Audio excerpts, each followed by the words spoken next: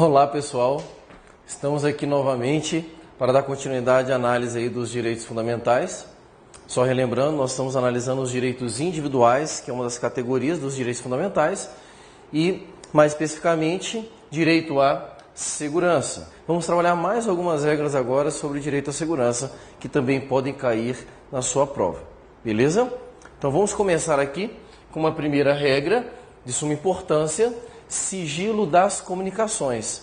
Eu convido você para que a gente possa dar uma lida na sua Constituição Federal, no inciso 12 do artigo 5º, onde nós temos a regra constitucional para o sigilo das comunicações, que diz assim: é inviolável o sigilo da correspondência, das comunicações telegráficas, de dados e das comunicações telefônicas, salvo no último caso, por ordem judicial, nas hipóteses e na forma que a lei estabelecer para fins de investigação criminal ou instrução processual penal. Então nós temos aqui uma regra constitucional falando da inviolabilidade de comunicações.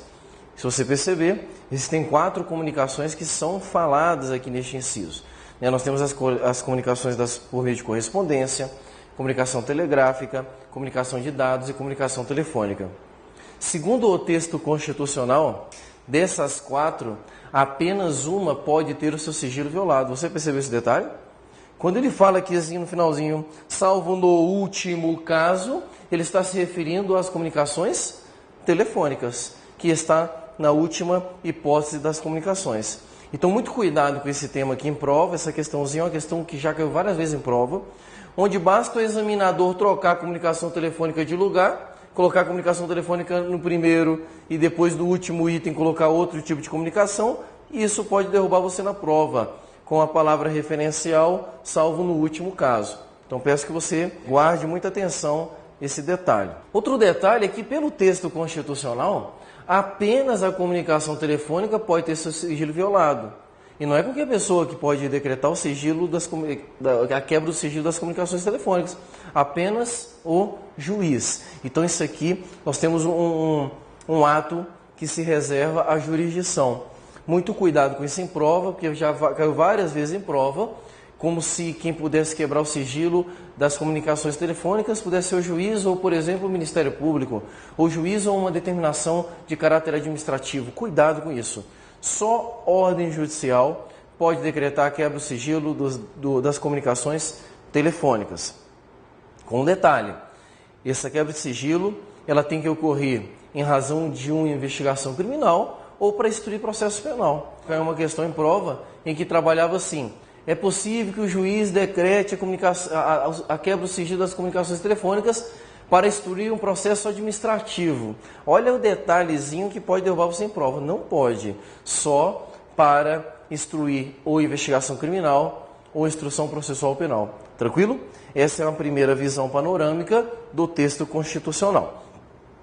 Se você analisar o texto, ele não deixa margem para que você pense numa possível quebra do sigilo das outras espécies de comunicação que estão aí previstas. Pelo texto constitucional, só o sigilo das comunicações telefônicas que pode ter seu sigilo quebrado. Entretanto, já foi pacificado na jurisprudência a quebra dos outros demais sigilos. Então, nós já temos julgados no Supremo que decretam a quebra do sigilo das comunicações de correspondência. E a título de exemplo, inclusive o exemplo utilizado pelo Supremo, que foi o caso concreto, correspondência utilizada de acesso às penitenciárias, comunicação dos presos com seus familiares. Como havia essa inviolabilidade que o protegia, então, antes do STF decidir sobre a possibilidade de quebra desse sigilo, os presos utilizavam cartas para fazer comunicações e práticas de atividades criminosas. Então, o STF falou: opa, não é possível você se utilizar e se esconder atrás de um direito fundamental para a prática de crimes. Então, esta inviolabilidade também é relativa. Da mesma forma, as outras inviolabilidades também o serão, com um destaque especial para a quebra do sigilo dos dados. Exatamente. Nós temos aí, na possibilidade da jurisprudência, de quebra do sigilo dos dados, principalmente dados bancários e fiscais, até uma regulamentação um pouco diferenciada. Nós temos lei que permite que outras pessoas decretem a quebra do sigilo de dados bancários e fiscais. E aí você pode guardar isso no seu coração, porque isso já foi questionado em prova de concurso. E é aquele nível de questão que vai fazer a diferença. Então, quais são as pessoas que podem decretar a quebra do sigilo dos dados bancários e fiscais? Nós temos aí, primeiramente, o juiz é óbvio, porque o juiz, costumamos dizer que o juiz é um verdadeiro quebra-barraco, ele quebra o sigilo de qualquer coisa. Ele pode, porque ele tem esse poder jurisdicional. Além do juiz, existe também o entendimento pacífico na jurisprudência do Supremo de que a CPI, Comissão Parlamentar de Inquérito, também pode decretar a quebra do sigilo dos dados bancários ou fiscais. CPI é a comissão comissão temporária que existe no âmbito das casas legislativas da União. A CPI ela é utilizada para investigar algumas ações. Você já deve ter ouvido falar de alguma CPI, pelo menos constantemente nós vemos isso aí na televisão. Pois bem, a CPI, segundo a Constituição, ela possui algumas atribuições jurisdicionais. E aí, dentre elas, nós teríamos aqui, como exemplo, a possibilidade de decretação da quebra do sigilo dos dados bancários e fiscais. Ok? Um questionamento que já foi feito no Supremo e que já caiu em prova. Ministério Público pode decretar a quebra do sigilo dos dados bancários e fiscais? Pode ou não pode? Não pode. Muito cuidado com isso, porque é possível que você caia numa questão dessa em prova. Segundo o STF, o Ministério Público não pode decretar. Se ele quiser a quebra do sigilo dos dados bancários e fiscais, ele vai ter que requisitar isso aí para alguém. E para quem que ele requisita? Segundo o Supremo, ou ele requisita para o juiz, ou ele requisita para a CPI, porque estes dois podem decretar a quebra do sigilo. Ok? Muita atenção nisso aí.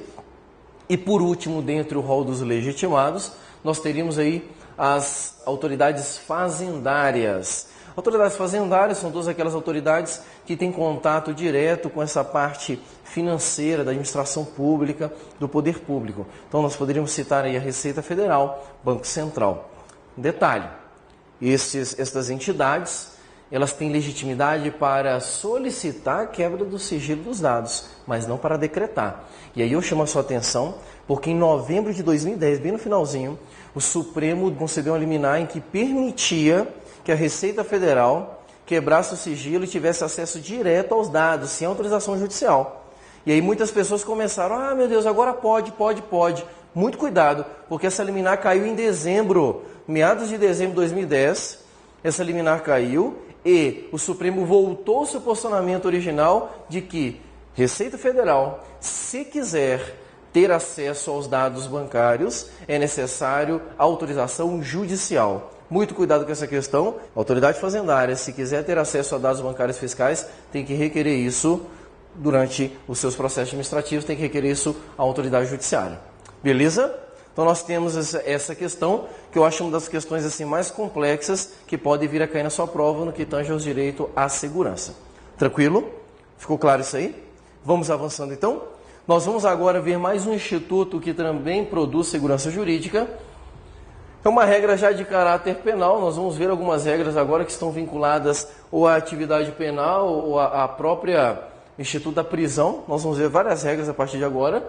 E nós temos aqui uma primeira delas que seriam regras sobre o Tribunal do Júri. Tribunal do Júri, que é um instituto existente também, que tem função jurisdicional para julgar determinados tipos de crimes. Eu quero que você leia comigo o inciso 38 do seu artigo 5º, é reconhecida a instituição do júri com a organização que lidera a lei, assegurados a plenitude de defesa, o sigilo das votações, a soberania dos vereditos, a competência para o julgamento dos crimes dolosos contra a vida. Este inciso é aquele tipo de inciso que eu digo, não cai em prova, despenca em prova. Então você tem que ter muito cuidado com isso aí.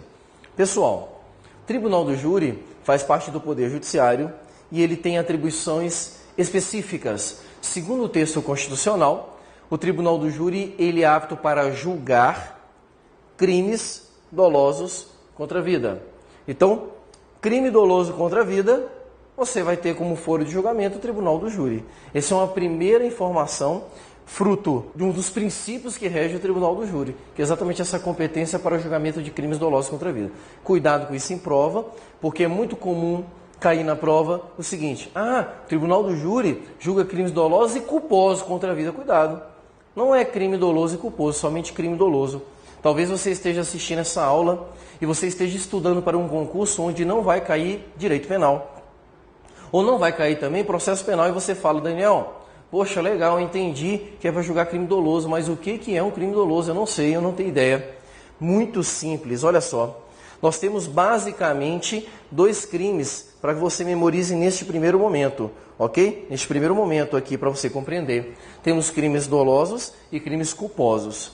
O crime doloso é aquele crime em que você pratica com vontade de praticar. É aquele crime intencional. Então, por exemplo, eu olho para o meu cinegrafista que está aqui filmando isso aqui, eu e ele temos uma discussão e de repente eu saco uma arma e mato ele. Eu mato ele porque eu quero matar esse cinegrafista. E aí o que acontece? Pratiquei um crime doloso contra a vida. Por quê? Doloso, porque eu tinha vontade de matar. Diferentemente, nós teríamos a situação de um crime culposo. Crime culposo, que é o que pode mais se confundir com doloso. Crime culposo é aquele crime que você pratica sem intenção de praticar o crime. Um exemplo? Vou te dizer um exemplo. Imagina você saindo de casa para trabalhar e você está um pouco atrasado naquela agitação, dirigindo o seu carro.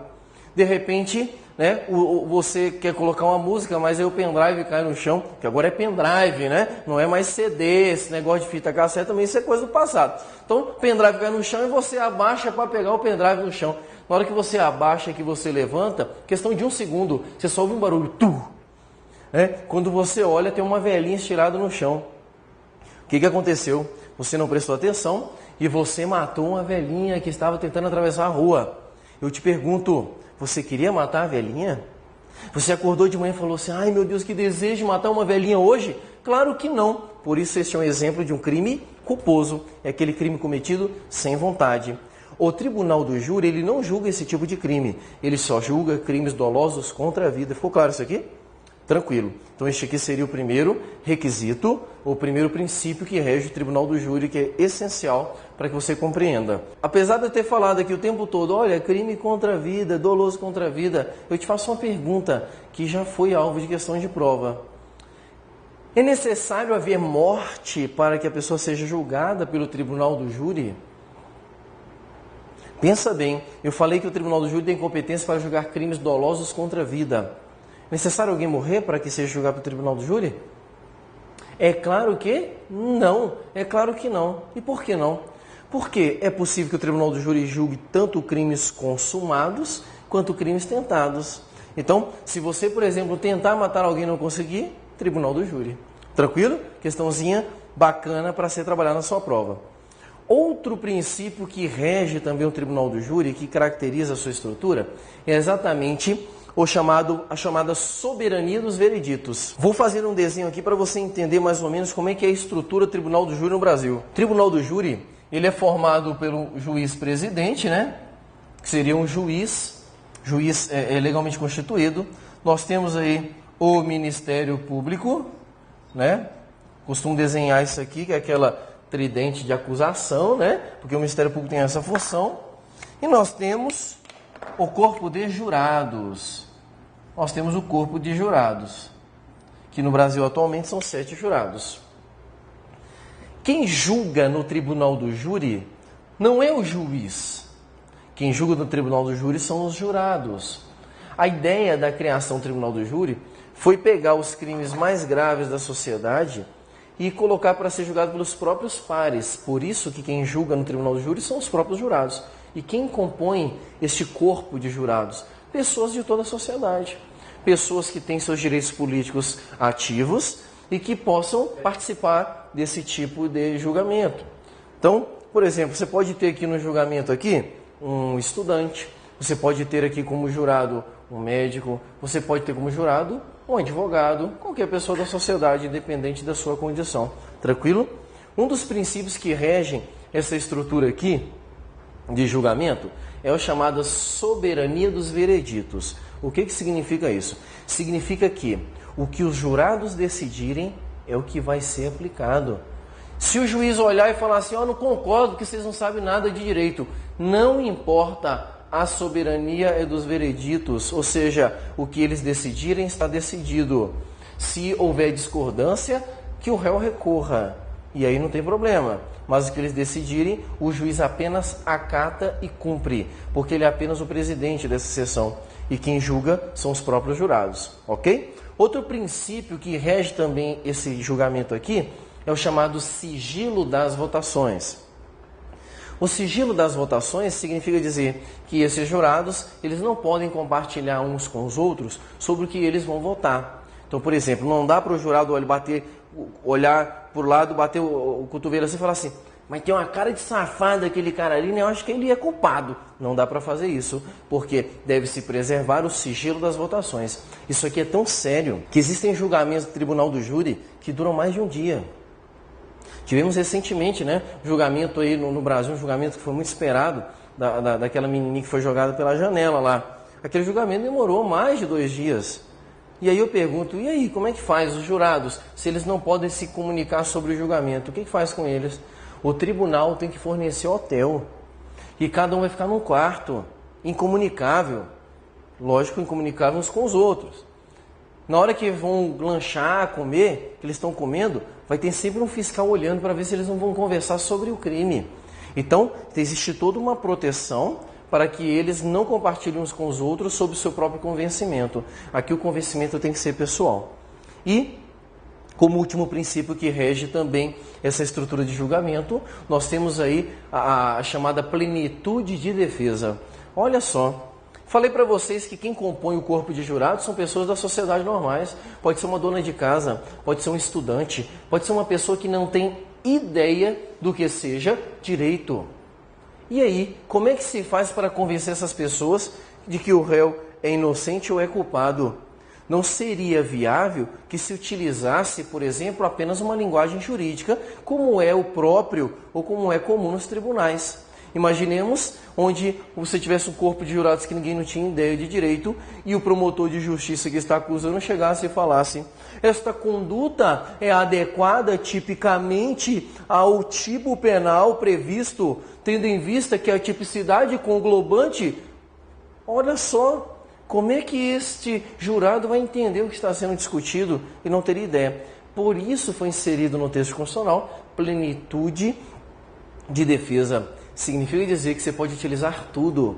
Se um dia você tiver a oportunidade de vá assistir um júri parece um circo, porque o cara pode utilizar vários instrumentos de prova. Você pode levar um bonequinho sangrando, você pode levar uma faca de brincadeira e simular que a pessoa está sendo esfaqueada. Você pode passar um videozinho para fazer todo mundo chorar. Não importa, o que importa aqui é a plenitude de defesa, que é um dos princípios que rege também este tribunal. Beleza? Então, nós temos essas situações que podem cair em prova. Eu chamo a sua atenção para a questão do crime doloso e culposo, que já caiu algumas vezes. Já caiu também, ao invés de sigilo das votações, já caiu em prova publicidade das votações. Então esses detalhezinhos você tem que ter cuidado na hora de fazer uma questão sobre o tribunal do júri. Tranquilo? Vamos prosseguir então para mais um inciso aqui. Nós vamos dar uma olhada agora num princípio que tem uma influência muito grande na estrutura do direito penal brasileiro, que é o chamado princípio da anterioridade. O princípio da anterioridade também conhecido como princípio da legalidade. E eu convido você para que a gente leia o inciso 39. Não há crime sem lei anterior que o defina, nem pena sem prévia cominação legal. Tanto para punir uma pessoa por um crime, quanto para aplicar uma pena, se faz necessário que antes do fato cometido exista uma lei dizendo que aquela conduta é crime. Por isso, anterioridade. A lei precisa vir antes da conduta, para que aquela conduta seja tipificada como crime. Ficou claro isso aqui? É bem tranquila, não tem muita dificuldade de se compreender. Eu só chamo a sua atenção para os detalhes do inciso, né, onde ele tem um jogo de palavras que podem ser mexidas em sua prova. Então, muita atenção com este inciso aí. Ok? Outro princípio que também fundamenta o direito penal, princípio da irretroatividade. E aí, cuidado para você não confundir os dois, que são palavras que não fazem parte do nosso vocabulário do dia a dia. Não são palavras comuns.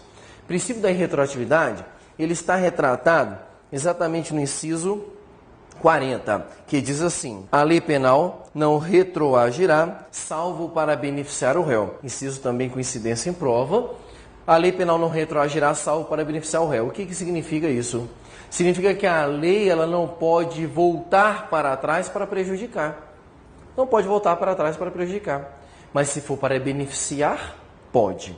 E aí, eu chamo a sua atenção aqui, vou fazer aqui uma demonstração de como isso pode ocorrer. Então, imaginemos uma conduta, né? Uma determinada pessoa pratica uma conduta que hoje é tida como crime. Imaginemos que o adultério fosse crime, né? Que é o chifrinho que o cara colocou na sua esposa. Então, beleza. Imaginemos que adultério é crime. Este cara praticou adultério e adultério é crime. Logo, este cara pode ser preso. Mas uma semana depois do dia em que ele cometeu o crime, sai uma lei dizendo que não é mais crime. Se sair uma lei depois que ele cometeu a conduta dizendo que não é mais crime, esta lei pode retroagir? Pode. E por que esta lei pode retroagir? Porque ela é mais benéfica ao réu. Então, todas as vezes que a lei posterior for mais benéfica ao réu, ela pode voltar para trás. Agora, imaginemos que adultério não é crime durante o momento em que ele pratica. Não é crime. Aí ele praticou adultério. Ainda olhou para a mulher e falou, não é crime, não é crime. Uma semana depois, sai uma lei dizendo, a partir de hoje, adultério é crime. Eu pergunto, esta lei vai se aplicar à conduta praticada anteriormente? Claro que não, porque a regra é a irretroatividade. A lei penal, ela não pode retroagir. Ela só vai voltar-se para trás se for para ajudar o réu. Ficou claro isso aqui? Tranquilo? Então, vamos avançar para mais um direito que vai trazer segurança jurídica nas relações.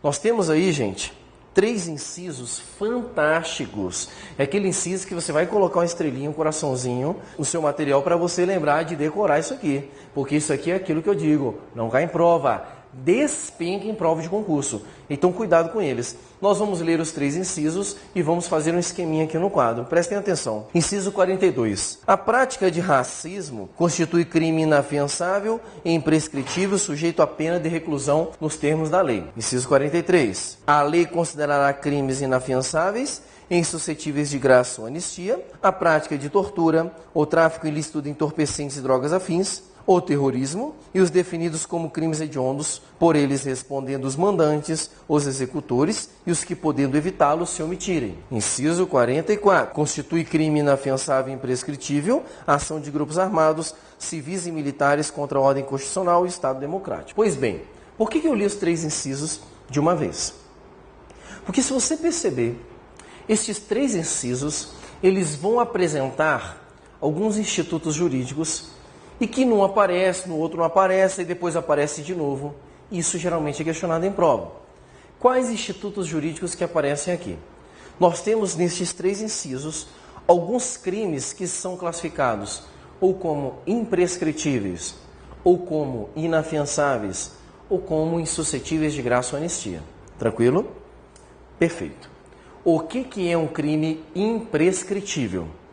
Ora, imprescritível é aquele crime que não prescreve. Aí você fala, Daniel, tudo bem, mas o que é prescrever um crime? Todo crime, pelo menos em regra, o Estado tem um tempo para punir você. Se o Estado não te punir naquele determinado período, ele perde o direito de te punir. Então nós dizemos, então, quando se ocorre essa perda do direito pelo decurso de tempo, que houve a prescrição do crime. Em regra, todo crime prescreve, com exceção de 2 crimes que estão previstos nesses 3 incisos. E quais são os 2 crimes? E aí eu chamo você para fazer um quadrinho deste aqui no seu material e preenchê-lo. Crimes imprescritíveis são apenas 2 crimes. Nós temos aí o racismo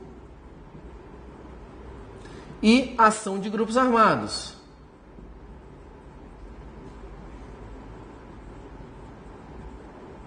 Isso você vai decorar, porque eles vão te perguntar na prova. Então, imprescritíveis são 2 crimes, racismo e ação de grupos armados. E eu coloco o imprescritível primeiro, porque ele é o primeiro que tem que ser memorizado. Porque geralmente você memorizando só os imprescritíveis, você consegue matar a maior parte das questões que já caíram em prova. Tranquilo? Mas além dos imprescritíveis, estes 3 incisos apontaram também um outro chamado de inafiançável. O que é um crime inafiançável? Crime inafiançável é aquele crime que você não pode se livrar, você não pode ficar solto respondendo o processo mediante o pagamento de fiança. O STF tem até uma interpretação um pouco mais ampla, dizendo que seria aquele crime suscetível de liberdade provisória. Mas, enfim, para a tua prova de constitucional, basta você lembrar quais são os crimes inafiançáveis. Quais são os crimes inafiançáveis? Os crimes inafiançáveis são todos os que estão listados nestes 3 incisos. Então, esses 3 incisos, nós teremos aí o próprio racismo, já falado. Nós temos ação de grupos armados. Nós temos ainda aquilo que nós chamamos, como forma de te ajudar a memorizar, aquilo que nós dizemos são os 3 T's. Os 3 T's. Quais são os 3 T's? Tráfico, terrorismo e tortura. Então, tráfico, terrorismo e tortura. E temos ainda os conhecidos crimes hediondos.